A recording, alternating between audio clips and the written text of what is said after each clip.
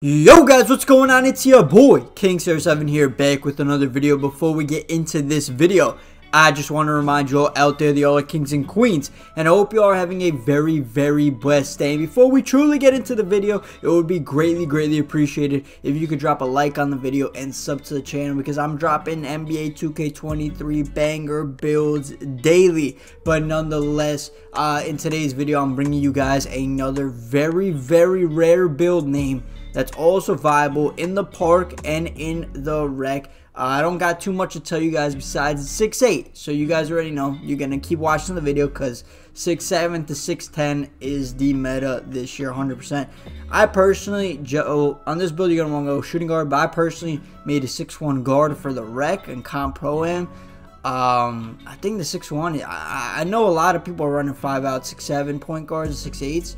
But I don't know, I still like my 6'1", I like the fade and stuff like that. And we make it work defensively for sure. But nonetheless, the body metrics on this build, you're going to be 6'8".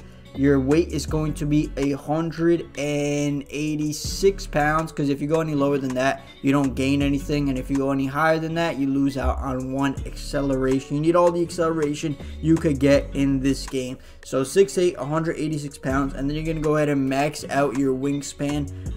Go ahead and click continue. Now, starting with the finishing, right?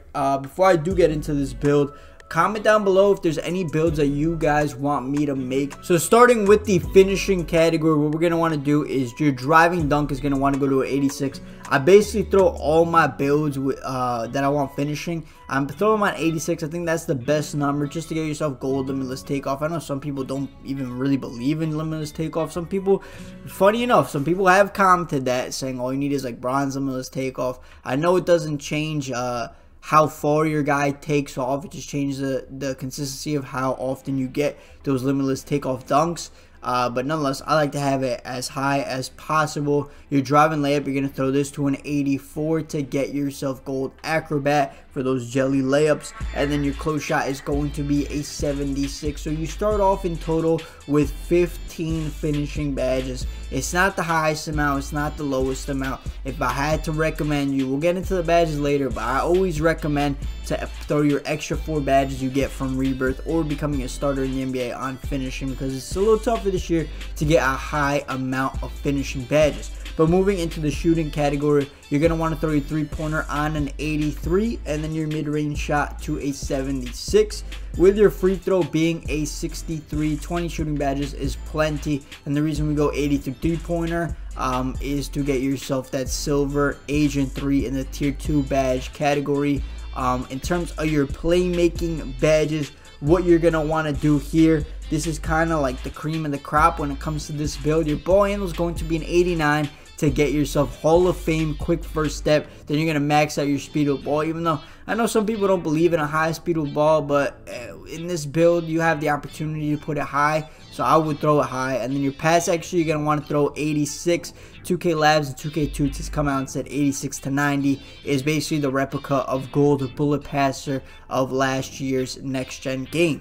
Moving into the last badge category we have is defensive and rebounding, and this build is a menace, bro. Your steal is going to be a 95, bro. You get yourself gold glove, the most broken badge in this game by far. It's not even close. Okay, actually, I will say though, I don't know if it's just because I'm on a 6'1", but my 6'1" build is only like 85, 86 overall, not max badges. But I have been noticing a lot in the rec. In the park, I never really had an issue getting stripped too much, but in the rec, I have noticed it's been toned down. Maybe I just got better potentially, but I definitely have not been getting stripped as often as I was in weeks past. But moving into the perimeter defense, you're going to have an 87. Then the magic number for block is going to be the 75. Get yourself that gold chase down artist, and you're going to keep it just like that. Get yourself 16 badges. So the total badge count of this build is going to be 75. Then once you get the extra 4 badges, you got 79. Then in the physicals, max out that acceleration. Your strength could stay where it is. Your vertical throw to a 70. Your stamina is going to be a 95. And then your speed, you could throw that up to an 80. And then last but not least, your free throw. Actually, you got, did I mess something up here? I don't think I messed anything up. But if you want your interior defense, you don't get an extra badge point. So I would probably just throw your free throw up a little higher, you know what I mean? So yeah, that's going to be the build, and let's go ahead and show you guys what 2 takeovers I would personally throw onto this build. You have a 95 steal, bro, a 95 steal. Throw on extreme clamps and be a double lock. Be a double lock menace society with your 95 steal, and you still have phenomenal playmaking, phenomenal shooting, and phenomenal finishing. And I almost did lose my train of thought, but guys, as always, I know your vertical doesn't match with your driving dunk. You're not going to be able to get pro contact dunks, elite contact dunks, none of that. It's fine. Just get yourself front clutches off one and get yourself quick drops off one, and you're straight. And this is the way to make a 2-way inside out combo guard. No way you guys got this build. No way. I've only seen one guy in the rec have this build after over a month of playing this game. But moving into the badges, like I said, you want to throw at probably all four of your, actually maybe not all 4, because you only get this silver and you get this gold. You want to throw, well, let me first do this. Hold on. You're going to want Giant Slayer Hall of Fame, Rise Up on bronze, Acrobat on gold, and then you got 2 more badge points. Probably throw on, a lot of people have been timing their layups well, so throw on Pro Touch, right? So like I'm saying, you got 15. So you could throw just 2 more badges on finishing, so you could get yourself gold limitless takeoff, and then you could core gold limitless takeoff, right? And you still have 7 badge points where you could either buy posterizer or slithery finisher. Then you have 1 badge point left over, and then you could throw on like post spin technician or something like that. My bad for backing out, but that's how you're going to do your finishing badges. Moving into your shooting badges, what you're going to want to do here: Agent 3 on silver, Green Machine bronze, Corner Specialist on bronze, and then you can mess around with your badges down here already. You probably gonna want, depending on your play style, you could throw catch and shoot on gold, core that, buy limitless range, and then buy blinders. Or blinders or dead eye really comes down to your play style. I don't know if this, I mean, you definitely could run pure point. You have 89 ball handle. You could definitely run pure point guard on this build, and if that's going to be the case, you could uncore catch and shoot and core limitless range, or do you get either of these silver? You do get both of them silver. So what I would do is I would core like that, blinders, and then you could have the other 2 badges, limitless range and deadeye, because catch and shoot, everybody's able to shoot off catch and shoot wide open. And nonetheless, moving into your playmaking badges, what you're gonna want here is obviously a quick first step Hall of Fame, vice grip bronze, bailout bronze. Then you can move down here into these categories.